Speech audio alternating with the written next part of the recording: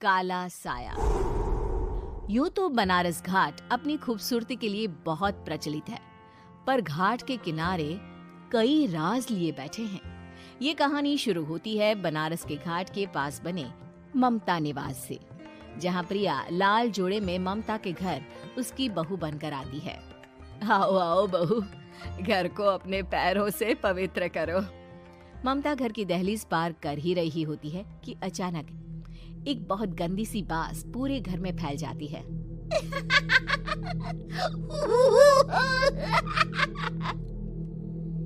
ये बदबू और ये आवाजें, ये कौन हंस रहा है माँ? अब ये पड़ोसी ना हमारे थोड़े अलग से है।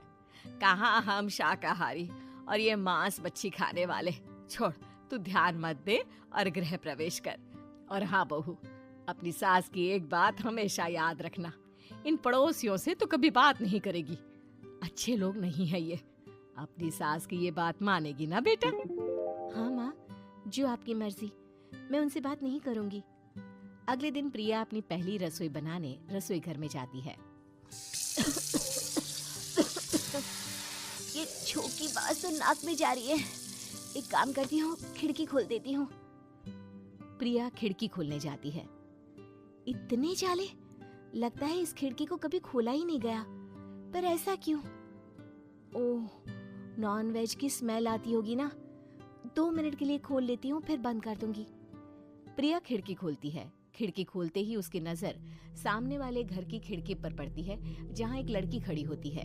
हाथों में मेहंदी, लाल रंग की साड़ी, बिल्कुल सजी धजी, मानो प्रिया की तरह ही वो भी नई नवेली बहू हो। वो प्रिया को देखकर मुस्कुराती है। हे भगवान, माँ ने तो इनसे बात करने को मना किया था। प्रिया फौरन ही खिड़की बंद कर देती है और तवे पर चढ़े रोटी की ओर देखने लगती है, पर वहाँ रोटी न होकर मछली पड़ी होती है। ये क्या? पहली ही रसोई में इतनी बड़ी गलती! हे भगवान, अब मैं क्या करूं? प्रिया बहुत डर जाती है और फौरन रसोई की सफाई करने और फिर सभी के लिए खाना बनाने लग जाती है। जब वो सबको खाना परोसती है, सब तो ठीक है, मैं बेकार में चिंता कर रही थी। हे भगवान, ऐसे ही बस अपनी कृपा बनाए रखना। रात के वक्त जब सब सो रहे होते हैं, तब प्रिया को पायल की आवाज सुनाई देती है, जिससे उसकी आंख खुल जाती है। ये पायल की आवाज कहाँ से आ रही है? प्रिया उठकर उस आवाज के पीछे छत की सीढ़ियों तक जाती है। तभी उसे बच्चे के रोने की आवाज आती है। प्रिया छत पर जाती है तो क्या देखती है? वही लाल साड़ी वाली लड़की अपनी गोद में एक नवजात बच्चे को घुमा घुमा कर सुला रही है। तभी प्रिया की नजर उसके पेट पर पड़ती है। ओह गॉड, ये तो प्रेग्नेंट भी है। सुनिए, बच्चा सो नहीं रहा है क्या? मैं कुछ मदद करूं? नहीं नहीं, आपके घर वालों को अच्छा नहीं लगेगा, मैं संभाल लूंगी। स्नेहा की गोद से बच्चा हाथ मारकर प्रिया की गोद में आने को छटपटाने लगता है। दोनों घर अगल बगल में बने होने के कारण प्रिया उस बच्चे को गोद में ले लेती है। प्रिया के पास आते ही वो सो जाता है। बच्चे का वो स्पर्श रात भर प्रिया भूल नहीं पाती और अगली सुबह वो छत पर कपड़े सुखा रही होती है।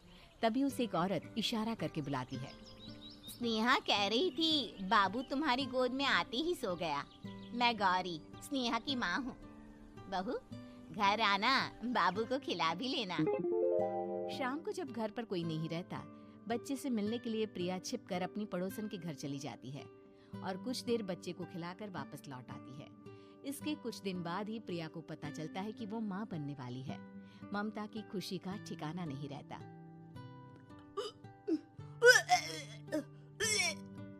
माँ जी, पता नहीं क्यों उल्टी आ रही है। प्रिया भागती हुई वॉशरूम में जाती है तो हरे और लाल रंग की उल्टी करती है। उस उल्टी में से कीड़े निकलते हैं। ये क्या? खून और ये कीड़े! माँ! माँ! प्रिया की आवाज सुनकर ममता दौड़ कर आती है, पर बेसिन में कुछ नहीं होता। प्रिया हक्की बक्की रह जाती है। ये सब क्या हो रहा है? प्रिया घबरा जाती है और अपने कमरे में जाकर सो जाती है। डर के कारण वो इतनी थक जाती है कि उसकी आंख लग जाती है। तब उसे ऐसा लगता है उसके पेट पर मानो कोई बैठा हुआ हो। कौन हो? प्रिया के पेट पर एक 5 महीने की बच्ची बैठी हुई थी, जो बुरी तरह जली हुई थी। माँ, तुम ही मुझे लाई ना अपने पेट में। मैं तुम्हारी माँ नहीं हूँ। कौन हो तुम? माँ, देखो मैं जल गई बुरी तरह से। 6 महीने पेट में रहने को भी मुझे नहीं मिला। सहला दो ना माँ। बचाओ, बचाओ, माँ। ममता दौड़कर कमरे में आती है। प्रिया की बातें सुनकर वो सब समझ जाती है। तू कहीं बगल वाले घर में तो नहीं जाकर आई ना बहू? मुझे माफ कर दो, मैं गई थी माँ। उस घर में सब मरे हुए हैं बहू। कई साल पहले स्नेहा उस घर में बहू बनकर आई थी। कुछ ही दिन में वो एक बच्चे को जन्म देने वाली थी। पूरा घर बच्चे के आने की खुशी में खोया था कि एक दिन अचानक उस घर में आग लग गई। सब बुरी तरह जलकर मर गए। गौरी आज भी दादी बनने का इंतजार कर रही है और इसीलिए स्नेहा ने अपना अजन्मा बच्चा तुम्हारी कोख में डाल दिया। ममता ये कह रही होती है कि पीछे से उसके पैरों को एक बच्चा पकड़ लेता है। दादी, दादी। माँ, स्नेहा की गोद में यही बच्चा था। ये बच्चा कौन है फिर?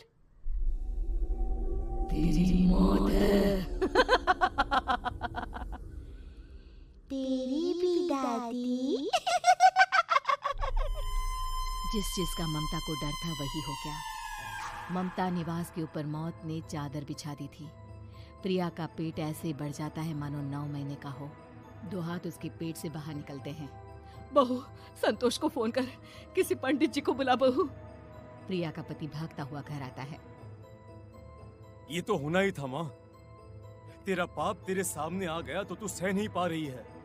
स्नेहा घर में आग लगी नहीं थी, माँ ने लगाई थी, प्रॉपर्टी की लालच में। और वो बच्चा मेरी पहली पत्नी का बच्चा है, मेरा बेटा, जो कि उस आग की चपेट का शिकार हो गया था। मैंने तुमसे ये सब माँ के कहने पर छुपाया था। मुझे माफ कर दो प्रिया। तुम अगर चाहो तो यहाँ से जा सकती हो। मैं तुम्हें किसी भी बंधन में रखना नहीं चाहता। मेरी शादी हुई है आपसे, मैं आपको छोड़ नहीं सकती, पर उससे पहले हमें स्नेहा, उसकी माँ और बच्चे की आत्मा की शांति करवानी होगी। संतोष और ममता गौरी के घर जाते हैं। अंदर सब कुछ जला हुआ होता है। जमीन पर जली हुई लाशें बिखरी हुई थी। ममता रो रो कर अपने करने की माफी गौरी से मांगती है। प्रिया स्नेहा के घर वालों का अंतिम संस्कार करवा देती है और ममता निवास फिर से आत्माओं के साए से मुक्त हो जाता है।